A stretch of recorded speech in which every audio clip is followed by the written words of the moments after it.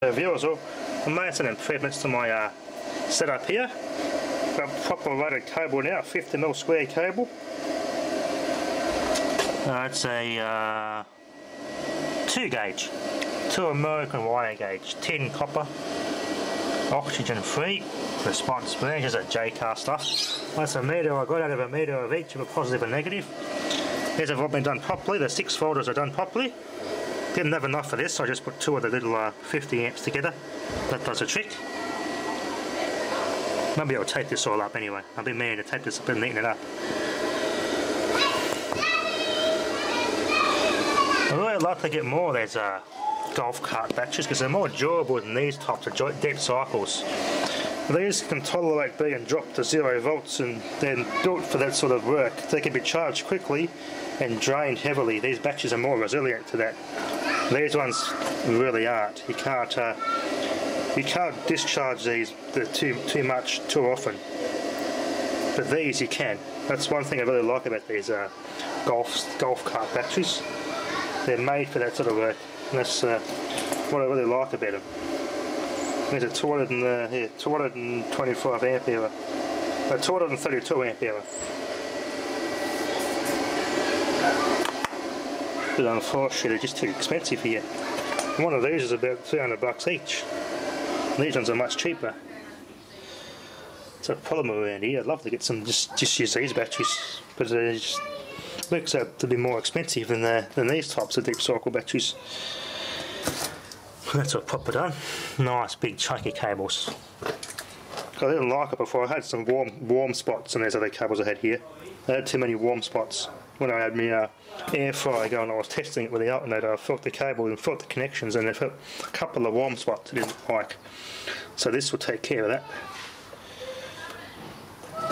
Being a 12-volt inverter, it's like you can go safely up to 2 kilowatts on 12 volts.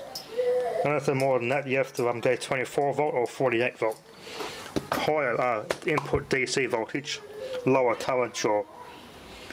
At 12 volts, you can get inverters that go up to 3 kilowatts and 12 volts, but you end up pulling about 200 and something, just over 200 amps from the batteries off 12 volts, which works out to be pretty inefficient. That's why you go higher in voltage for your inverter input. 24 volt I probably should get. If I get access to all these batteries, I could set up a 24 volt system and get a 3 kilowatt inverter for that on 24 volts and just use a heap of these. My panels is enough. My panels will do 24 volts. Just get a good charge controller. Everything else is alright, just the inverter that's the left down. I just designed this about a 12 volt inverter system. Anyway, yeah, it's just full.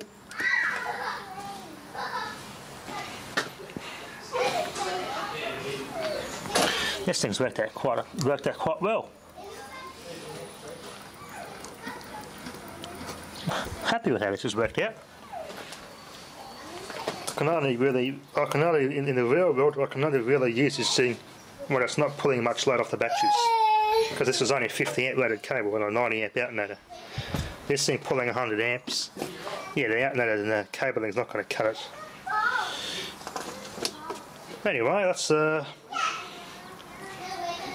we did have a lot of rain here too, and no water got here, which is awesome.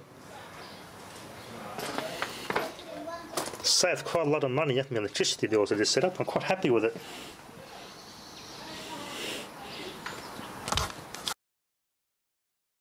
One more thing I want to point out. The inverter came with some pretty small thin lugs. I should probably replace those terminal lugs. Just these thin copper lugs. It's 1.5mm thick copper terminal lugs there, and they're pulling about 120 or more amps through that. Creates a hot spot and a weak point. Let's say Lipt brand, the heat shrink tubing they like to use in China. What I probably should do is get some more of this cable and this make my own using some proper these thick Utilux lugs, and that'll take care of any hot spots altogether. That's the way to do it.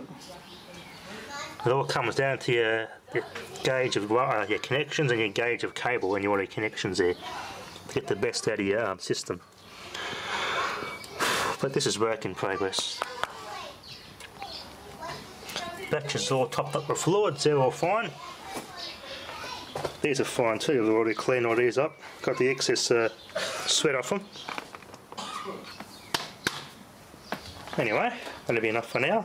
Thanks for watching.